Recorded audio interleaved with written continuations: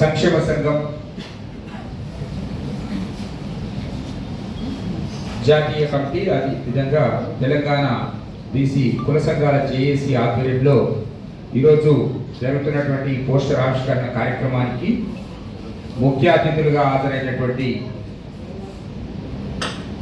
మన అందరి నాయకుడు బీసీ జాతీయ అధ్యక్షులు శ్రీ జాజల శ్రీనివాస్ గౌడ్ గారు, ఈ కార్యక్రమానికి ముఖ్య అతిథులుగా విచ్చేసినటువంటి బీసీల పక్షపాతి, 10 సంవత్సరాలుగా ఈ రాష్ట్రం వచ్చిన తర్వాత, రాష్ట్రం రాకముందు రాష్ట్ర సాధన పోరాటంలో కీలకంగా వివరించి, వచ్చిన తర్వాత మంత్రిగా బీసీల పక్షాన ఉండి మనకు కొండంత అడ్డ ఇచ్చినటువంటి మాజీ మంత్రివర్యులు అన్న డాక్టర్ వి శ్రీనివాస్ గౌడ్ గారు, అదేవిధంగా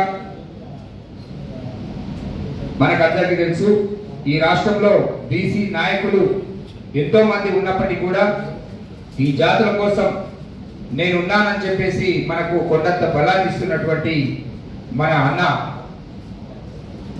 చిన్న శ్రీశైలం యాదవ్ గారు, అదేవిధంగా ఈ కార్యక్రమానికి క్షమించాలి అధ్యక్షత వహిస్తున్నటువంటి బీసీ కుల సంఘాల జేఏసీ చైర్మన్ అయినటువంటి అన్న మన గణేశాచారి గారు, వేదిక మీదటువంటి కుల సంఘాల నాయకులు, బీసీ సంక్షేమ సంఘం ప్రతినిధులు అందరికీ కూడా నమస్కారం.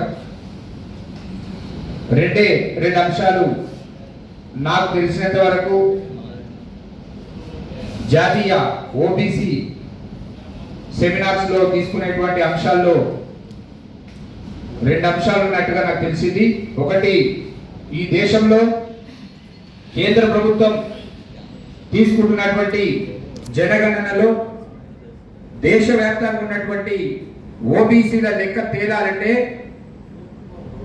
కులగణనలో జనగణన అనేది ప్రత్యేకంగా చేపట్టాలి. దాంట్లో ప్రత్యేక ఒక కాలం ఓబీసీ కాలం తీసుకోవాలని చెప్పేసి, ఓబీసీలో కులాల వారిగా కూడా తీసుకోవాలని చెప్పేసి మన ప్రధానమైనటువంటి డిమాండ్. ఒకటైతే ఈరోజు దేశంలో రాష్ట్రంలో ఉన్నటువంటి ప్రభుత్వాల విధానాన్ని, బీసీ వ్యతిరేక విధానాన్ని ఎండగడుతూ రిజర్వేషన్ల సంఖ్య పెంచే విధంగా మన యొక్క కార్యాచరణ రేపు 5వ తేదీన బెంగళూరులో జరగబోయేటువంటి జాతీయ ఓబీసీ సెమినార్లో తీసుకునేటువంటి నిర్ణయాలకు మనమందరం కూడా అనుకూలంగా ముందుకు సాగుదాం. తెలంగాణ రాష్ట్రంలో ప్రత్యేకంగా కాంగ్రెస్ ప్రభుత్వం అధికారంలో ఉన్నది. మరి కాంగ్రెస్ అధిష్టానం ఏదైతే కామారెడ్డి డిక్లరేషన్ ప్రకారం రాహుల్ గాంధీ గారు ఇచ్చిన మాట నిలబెట్టుకోవడంలో వారు సక్సెస్ అయ్యారా అంటే చెప్పడానికి లేదు. ఎందుకంటే అధికార పార్టీ కాబట్టి కొంత ఒక ప్రాసెస్ చేశారు, అసెంబ్లీలో అధికారంలో ఉన్నారు కాబట్టి చట్టం చేసే ప్రయత్నం చేశారు, కాలేదు. ఇచ్చిన హామీని ఎట్లా నెరవేరుస్తా అని చెప్పేసి ఆ రోజు మాట ఇచ్చారు. మరి వారి సాధ్యం కాని మాట ఎందుకు ఇచ్చిండ్రు? ఇస్తే నిలబెట్టుకునేందుకు మరి పోరాటం చేయాలి కదా. రాహుల్ గాంధీ గారు పార్లమెంట్ ఎందుకు మాట్లాడట్లేదు? ఏదో తూతూ మంత్రంగా ఏదో ఒకసారి మాట్లాడము, లేకపోతే అది కాదు కదా. మీరు ఇచ్చినటువంటి హామీని నిలబెట్టుకునే క్రమంలో ఒక్క తెలంగాణ రాష్ట్రంలో అధికారం ఉన్నటువంటి కాంగ్రెస్ పార్టీ ఈ రాష్ట్రంలో ఇచ్చినటువంటి ఏ హామీలతో అధికారంలోకి వచ్చిందో ఆ హామీలను నిలబెట్టుకోకపోతే ఇతర రాష్ట్రాల్లో అధికారంలోకి వస్తారని చెప్పేసి ఏ ప్రభలో ఉన్నారు మీరు? తప్పకుండా రేపు బెంగళూరు వేదికగా దేశవ్యాప్తంగా ఉన్నటువంటి ఓబీసీ ప్రతినిధులు ఒక కీలకమైన నిర్ణయం తీసుకోబోతా ఉన్నారు. కాంగ్రెస్ పార్టీ ఇచ్చినటువంటి అధికారం ఏదైతే మాట నిలబెట్టుకోవాలి, ఇప్పటికైనా పార్లమెంటు వేదికగా పోరాటం చేయాల్సినటువంటి అవసరం ఉంది కాంగ్రెస్ పార్టీకి. రెండవది, ఈ రోజు కేంద్రంలో అధికారం ఉన్నటువంటి భారతీయ జనతా పార్టీ పచ్చి బీసీ వ్యతిరేక విధానాలను అవలంబిస్తా ఉంది. కేవలం రాజకీయ లబ్ధిని దృష్టిలో పెట్టుకొని కాంగ్రెస్ పార్టీ రాహుల్ గాంధీ గారు ఇచ్చినటువంటి హామీని ఒకవేళ మనం నెరవేరిస్తే ఆ పార్టీకి క్రెడిట్ పోతుందనే ఉద్దేశంతో స్వార్థ రాజకీయం కోసం ఈరోజు బీసీల జీవితాలతో చెలగాటం మాడుకుంటుంది కేంద్ర ప్రభుత్వం, భారతీయ జనతా పార్టీ అనే దాంట్లో ఎలాంటి సందేహం లేదు, అతిశయోక్తి లేదు. కాబట్టి ఈరోజు తెలంగాణ రాష్ట్రమే కాదు, ఈ దక్షిణాది రాష్ట్రాలకు ఎంత అన్యాయం జరుగుతుందని మనకందరూ తెలుసు. రాజకీయంగా గతంలో ఉన్నటువంటి పాలకులు, ఇప్పుడు కొనసాగుతున్నటువంటి పాలకులు, రేపు ఇంకేమైనా అధికారంలోకి వస్తామని కలగని నాయకులు గుర్తుపెట్టుకోవాల్సినటువంటి అవసరం ఉంది. ఈ దేశంలో, ఈ రాష్ట్రంలో మెజారిటీ బీసీల ఓట్లతో గద్దెనెక్కుతున్నటువంటి నాయకులారా, మీరు మాట ఇచ్చి మాట నిలబెట్టుకోకపోతే మిమ్మల్ని తిరిగి మళ్ళీ ఇంటికి పంపించే విషయంలో ఎలాంటి సందేహం ఉండదు.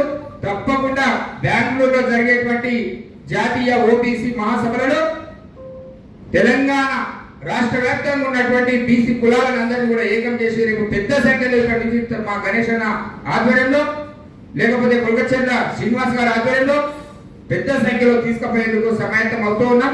బీసీలమంతా ఏకమవుతాం.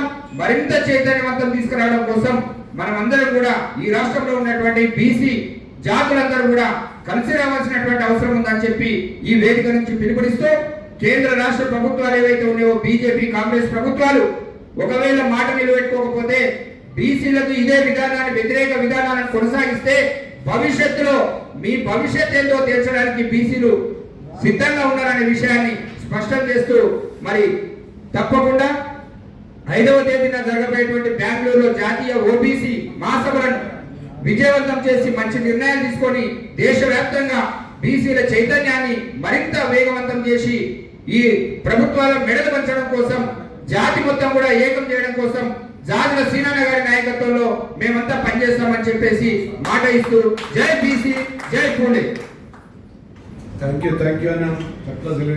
పోస్టర్ ఆవిష్కరణ కార్యక్రమంలో నేను మాట్లాడిన దాంట్లో చిన్న సవరణ.